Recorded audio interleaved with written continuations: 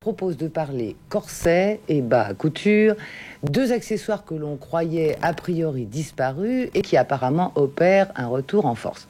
Alors pour en parler, j'ai invité deux spécialistes. Yves Riquet tout d'abord. Votre titre de gloire, c'est quand même d'être un fou du bas à couture et de tout faire pour le réhabiliter. Et puis Hubert Barrère, qui est déjà venu souvent à cette émission, qui est spécialiste des corsets. Vous faites les corsets pour tous les couturiers. Vous êtes aussi brodeur, je crois. Oui, tout à fait, pour la maison Hurel. Pour la maison Hurel. Et là, vous avez fait des corsets pour Givenchy. Oui, pour Alexander McQueen, pour Olivier Lapidus, et quelques-uns aussi. Mais c'est pas des corsets, c'en est des bustiers pour la maison Chanel. Donc, alors, est-ce qu'il y a vraiment un retour du corset, là? Parce qu'on les voit sur les podiums, mais les femmes se mettent à les porter Bien ou... sûr, Oui. et quotidiennement, parce que on change tout à fait l'idée du corset d'autrefois qui était imposée finalement par une dictature masculine, je dirais. Maintenant, les femmes choisissent de le porter plutôt pour un dîner en ville ou pour le soir. Oui. Mais c'est elles qui le choisissent. C'est une très grande différence. Quel changement. Absolument. Alors, Yves Riquet, commençons par vous, parce que ce fameux bas à couture, on le croyait totalement disparu, et vous vous battez pour le réhabiliter. Alors, expliquez-moi pourquoi et comment vous faites, et pourquoi cette passion pour le bas à couture? D'abord parce que la dernière machine qui est susceptible de les faire, cette machine a 40 ans, elle n'est plus construite, et il y avait un projet de la démanteler. Donc on n'aurait plus du tout de bas à couture. C'est comme ça que ça a commencé. Alors, qu'est-ce que vous avez fait donc pour... Bien, j'ai approché l'industriel qui possédait la machine. J'ai essayé de le convaincre de ne pas l'arrêter d'opération. Et je me suis engagé à lui acheter un certain nombre de bas à couture. Et il a accepté. Mais alors, comment est-ce qu'on se prend une passion pour le bas à couture? Les femmes n'en mettent presque plus. Dès le moment où une femme accepte de faire triompher l'inconfort sur la séduction, enfin, l'inconfort sur... Pour la séduction. Pour la séduction. À partir de ce moment-là, pourquoi ne pas prendre un bas à couture? On voit plus un bas à couture. Un bas à couture est plus révélateur qu'un bas sans couture qu'on peut confondre avec un col en voile. Alors, qu'est-ce que la couture a à voir avec la séduction, le bas à couture? D'abord, on va en regarder, parce qu'on en a filmé quelques-uns ici à LCI. Voilà. Alors, j'aimerais que vous nous les décriviez, que vous nous expliquiez donc ce que ce bas à couture a de plus que le collant. D'abord, c'est un bas. Donc, à partir de ce moment-là, il s'arrête au milieu de la cuisse. Si c'est un bas à couture, il a une couture qu'on distingue bien d'une couture rapportée d'un bas sans couture auquel on aurait mis une couture. Il a un talon renforcé. On va voir le talon arriver. Et on a même vu là un signe révélateur, un léger plissé au genou. Voilà le renfort au talon. On voit même de part et d'autre de la couture les points de diminution. Et on voit ici le revers. Donc par rapport à un collant, c'est un bas, et par rapport à un bas normal, c'est un bas à couture. Alors, vous parliez du léger pli qu'il pouvait y avoir au genou. Est-ce qu'il est donc indispensable? Parce que je crois qu'il y a quand même toute une technique pour les porter, ces bas. Est-ce qu'il faut qu'il y ait un petit pli au genou? Il faut... En fait, le bas à couture est fait en fil en nylon cristal. Oui. C'est-à-dire, on dirait techniquement, en fil de nylon pur, en fil plat.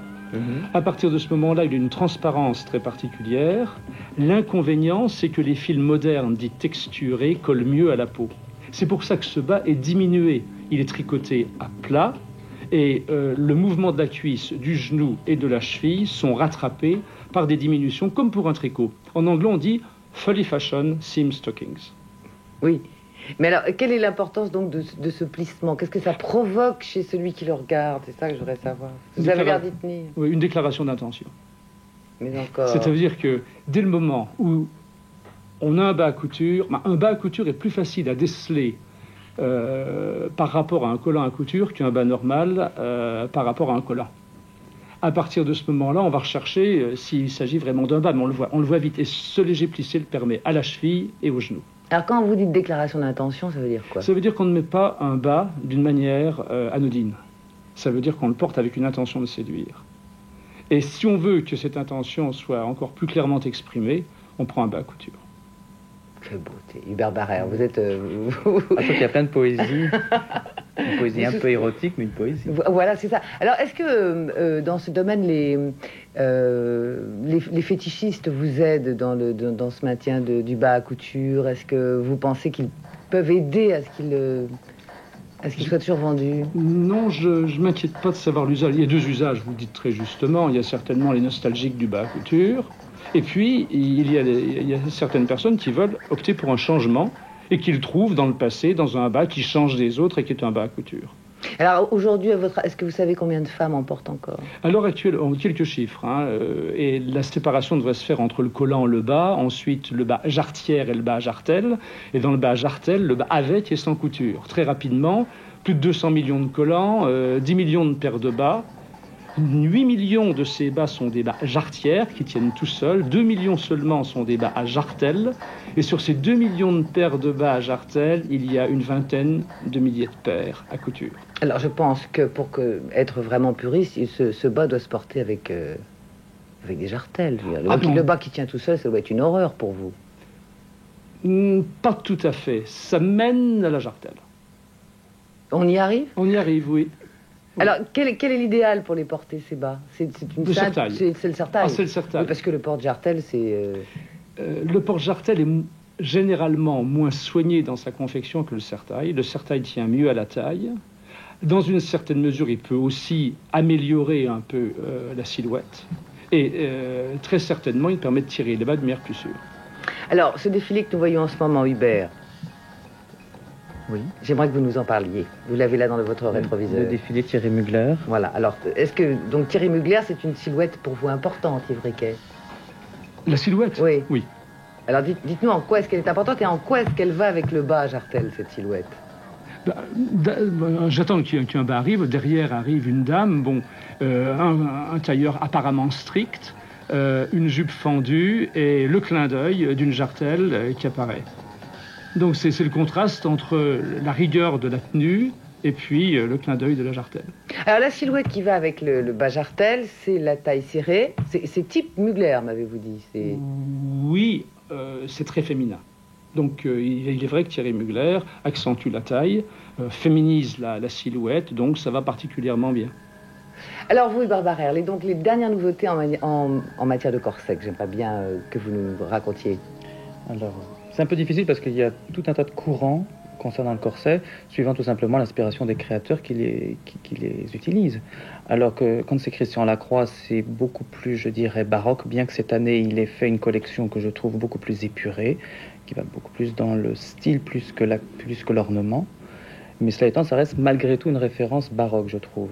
Lorsqu'on voit Thierry Mugler comme tout à l'heure, là, c'est vraiment beaucoup plus le corset inspiration 19e, c'est-à-dire une taille étranglée, une hanche arrondie et la poitrine aussi assez généreuse.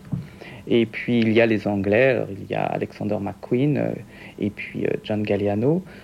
Tous les deux, bien qu'étant anglais, ont une envie différente. C'est un métissage, certainement, mais chez McQueen, comment expliquer ça? C'est tellement... Alors, je pense qu'on va peut-être voir un des corsets que vous nous avez apporté ce matin. Oui. Voilà, que nous avons... Alors non, ça, c'est pas du McQueen, c'est... Non, ça c'est quoi? C'est du Barrère, ça. C'est du vous, ça? C'est du moi. Ah, c'est curieux, ce modèle, quand même. C'est parti de l'idée de montrer que la lingerie pouvait être aussi portée pour le soir. Non, mais attendez, on sort pas comme ça, même le soir. C'est l'idée. Ah bon, pardon.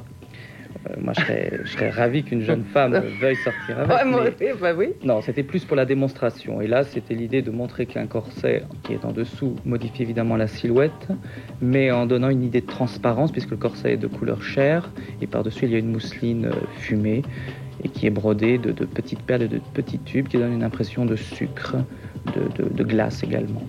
Bon, c'est plus pour l'idée, tout de même. Oui, vous avez déjà rencontré des femmes qui avaient envie de le porter? Non, pas celui-ci. Ce n'était pas le but de l'opération. C'était vraiment pour montrer quelque chose de raffiné, certainement. C'est une sorte de travail d'école, quoi, pour montrer voilà, exactement. Jusqu'où on pouvait aller. Mais on peut aller certainement plus loin. Mais... ah, difficile, mais bon. Non, mais c'est vrai que c'est une jolie idée. Ouais. Alors, on va voir encore d'autres corsets. Vous pourriez dire quelles sont les très, très, très grandes tendances entre les différents corsets? Par exemple, celui-ci. Celui-ci est beaucoup plus classique déjà. Il met une poitrine placée, une taille fine, sans exagération. Il est plus proche du bustier, bien que le bustier ne modifie absolument pas la silhouette. C'est là la grande différence avec un corset, puisqu'il n'y a pas de maintien dans un bustier. Là, C'est un corset qui a un lassage dans le dos, donc qui change un peu la silhouette. Celui-là a une inspiration totalement 18e pour le haut, avec une poitrine assez pigeonnante, mais le bas est une basque 19e. Finalement, à l'heure actuelle, on a pléthore de techniques et de possibilités, et dans l'histoire, on peut piocher tout ce qu'on veut pour mettre en valeur soit une taille, soit la hanche, soit la poitrine. C'est ça qui est intéressant à l'heure actuelle. On fait des corsets hybrides finalement, avec des matériaux nouveaux qui sont souples. Donc la souffrance, elle va jusqu'à une certaine mesure maintenant, et heureusement, on arrive à y pallier, parce qu'on a des matériaux fantastiques. C'est surtout là la grande recherche actuelle, ce sont les matériaux. Yves Riquet, vous voulez dire quelque chose? Oui, je souscris complètement parce qu'on pourra réhabiliter le bas et le bas à couture si on a des serre-tailles qu'on peut porter facilement. Et les nouvelles textures, nouvelles technologies, nouveaux tissus doivent nous y permettre. Et là, vous allez aussi vous occuper de serre-taille pour après, pouvoir vraiment relancer le bas à couture. Bien sûr, après. Alors, est-ce qu'il y a, d'après vous, un type de femme, un portrait de femme idéal qui peut porter ce bas à couture? Est-ce qu'il y a un âge? Est-ce qu'il y a un caractère? Est-ce qu'il y a... Non, d'abord, c'est une femme très sophistiquée. Bon.